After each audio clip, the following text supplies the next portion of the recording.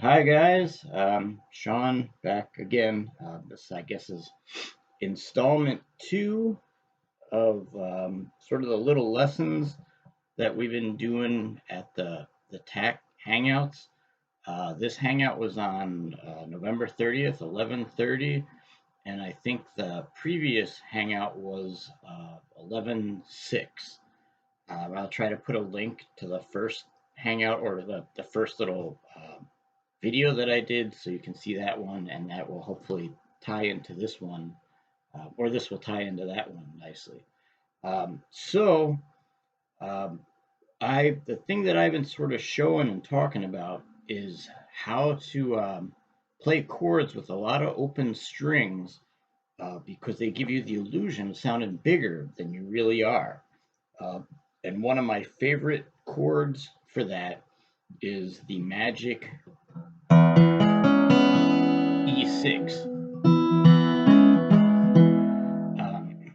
It's sort of a Western swing chord. Anytime you hear someone say a sixth, um, they use that in Western swing, but you can use it anywhere. It's sort of jazzy. It's a lot of fun, sort of light and airy. Um, so I'll show you how that was spelled. We used that in the last video. I use this chord a lot, um, and the last video was based on this, and we used this again and followed up with a few different things. So someone told me to spell this out before, just so everyone knows. Um, the high E is string number one, the low is six. So for you smart guy who suggested that, and you know who you are, all the other strings follow accordingly. But I will name them like that. So I appreciate that feedback. I'm busting your balls because I love you. So in any event, this E6 chord is spelled out or is fingered. You use this guy here, your ring finger on the 7th fret of the A, your pointer finger on the 6th fret of the D, and your FU finger, this one here, on the 6th fret of the G. And that's all there is to it. So if you have your fingers in the right place, it sounds like this.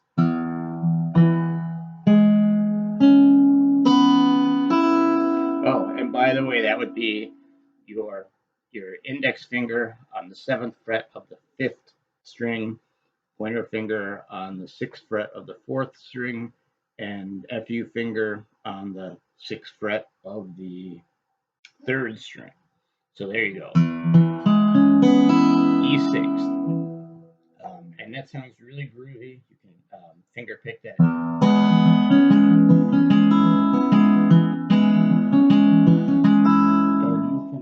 You can bounce between the 7th fret of the A, 5th string, and the 7th fret of the E, 6th string, and you get this going.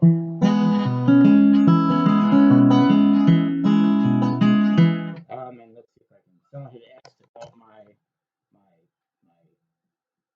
picking hand. Let's see if I can get the right camera angle. We're very high tech here, and my picking pattern is sort of irregular. The advice that I can give is always keep that thumb pumping. And these other strings, I'll grab random strings just because the random notes makes it sound bigger. But as long as that thumb is always going 1, 2, 3, 4, it sort of holds you in place and keeps everything going. So when I do it, it looks like this.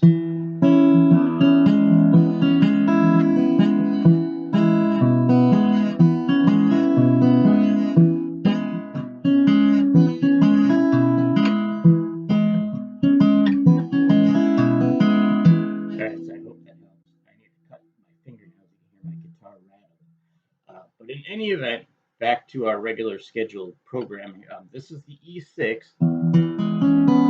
So in our cowboy jazz blues progression, then all you need to do is take your pointer finger, move it down 1 fret.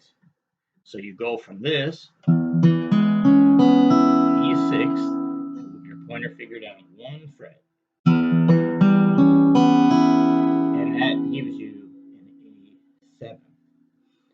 So that chord is your ring finger on the 7th fret of the A string, which is your 5th string. Your pointer finger is now on the 5th fret of the D string, which is your 4th string. And your FU finger is on the 6th fret of the G string. So all together, that sounds like.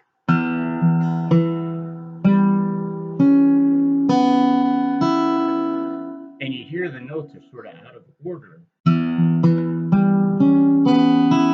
that's what gives you the illusion of everything sounding so big. And then you can finger pick that. Some people may want to leave out the low E. The E is part of an A chord, but some people's ears can accept it, some people's can't. I'll play the low E. Sounds a little weird sometimes, but I think it works pretty well. So now we're up to this, starting with the E6. And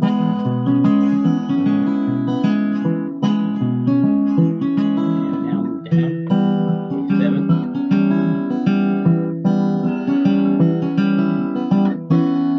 So that's the E7. Now our turnaround chord, we will, see if I can get this in the picture here. We'll just take our A7th chord and just move it up 2 frets. And that's the whole thing. Total economy of motion, which is how I like to operate because I'm generally lazy. So now this chord is fingered with your ring finger on the 5, 6, 7, 8, 9th fret of the A, which is the 5th string. Your pointer finger is on the 7th fret of the D, which is your 4th string, and your FU finger is on the 8th fret of the G, which is your 3rd string. And all together, that sounds like.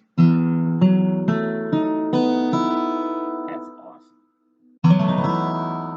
And again, you may or may not choose to leave out that low E, but again, E is a note that's in the B chord, and this is a B7th chord.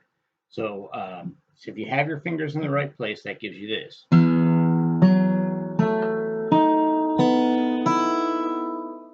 And again, you can use the alternate bass, and if you really want to be dangerous, it's a little bit discordant, but it works.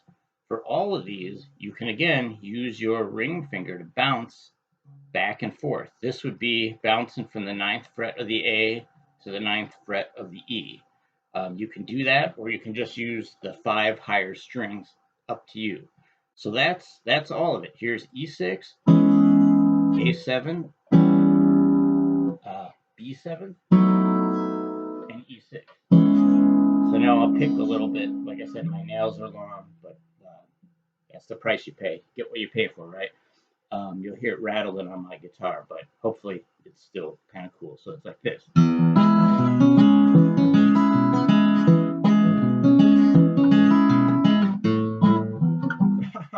Yeah.